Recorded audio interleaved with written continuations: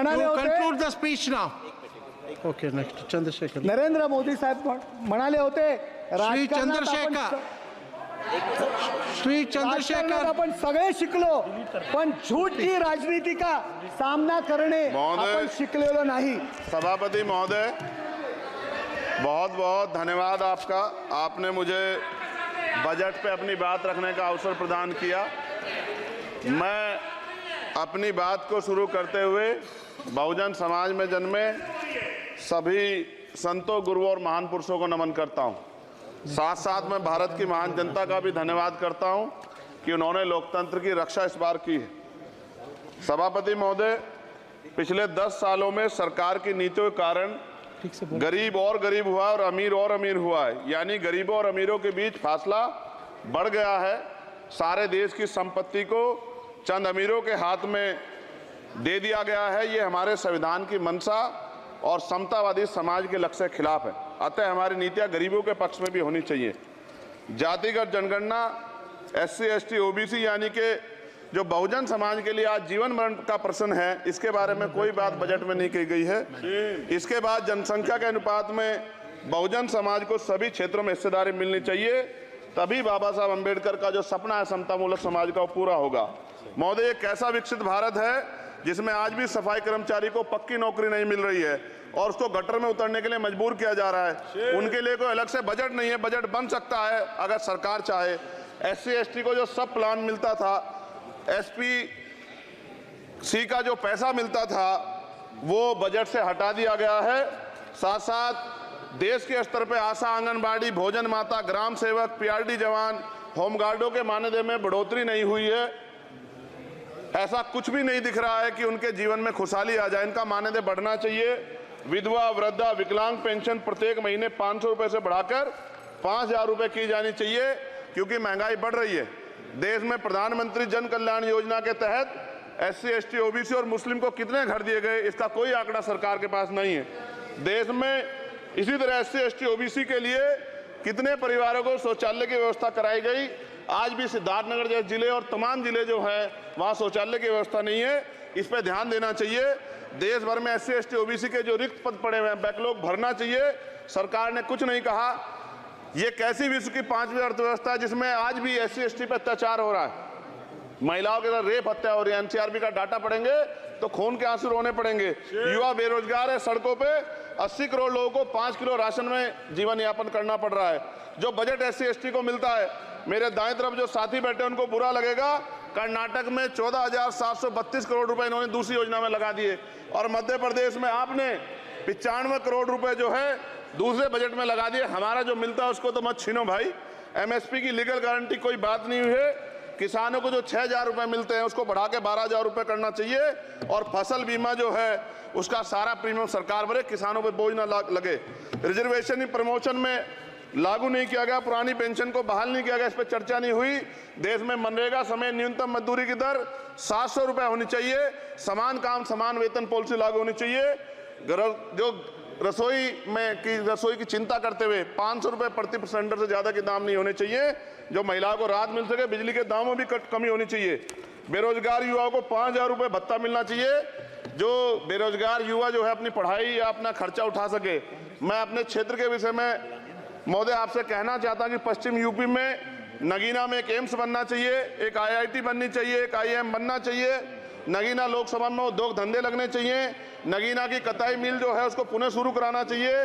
RRTC जो योजना है सरकार की, उसको मेरठ से आगे बढ़ाकर मुजफ्फरनगर, सहारनपुर से नजीबाबाद नगीना होते हुए उसको नगीना तक ले जाना चाहिए। साथ साथ नजीबाबाद से मुंबई के लिए एक ट्रेन चलनी चाहिए और नगीना, श्योरा, किरतपुर में रेलवे के ओवरब्रिज बनने चाहिए।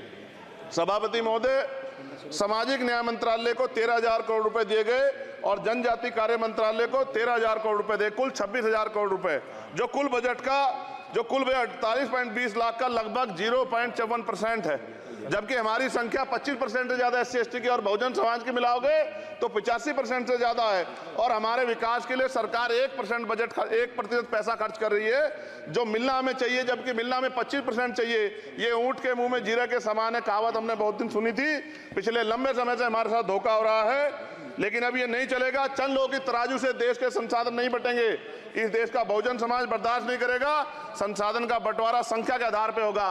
माननीय काशीराम साहब नारा लगाए थे, ना तो वोट हमारा राज तुम्हारा चलेगा, और आज हम कह रहे हैं ना ही वोट हमारा और नोट तुम्हारा चलेगा। इस बात का भी ध्यान जो है सरकारों को देना पड़ेगा।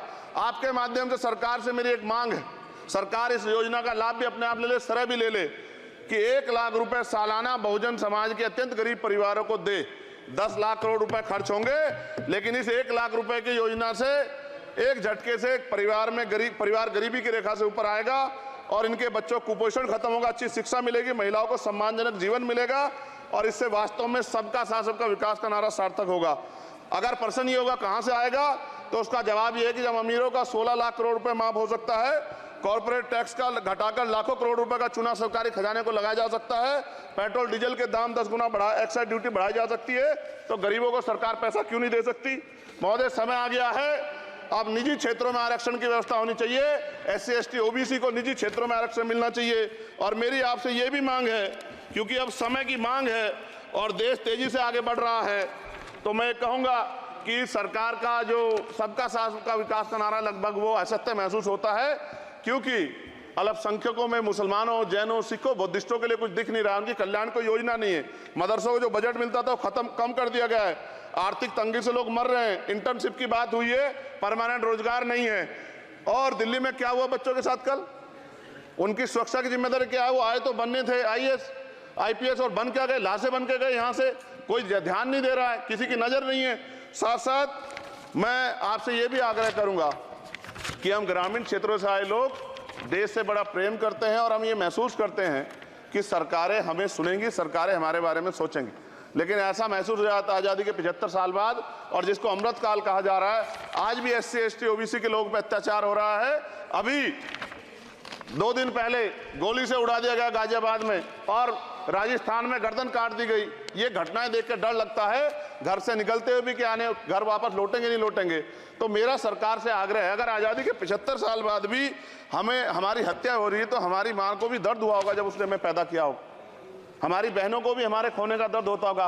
कैसी कानून व्यवस्था है आपकी?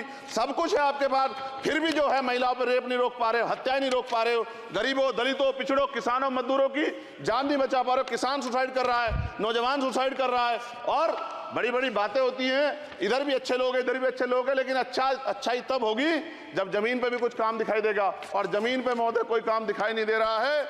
जब कोई योजना की बात आती है तो सरकार हमसे मुंह मोड़ लेती है। आप बताइए, एजुकेशन का बजट कम कर दिया, हेल्थ का बजट कम कर दिया। मैं अपने क्षेत्र में गया तो आप विश्वास कीजिए, डॉक्टर नहीं है, स्कूल में मास्टर नहीं है, और कोई भर्ती ऐसी नहीं जिसका पेपर लीक नहीं होता है।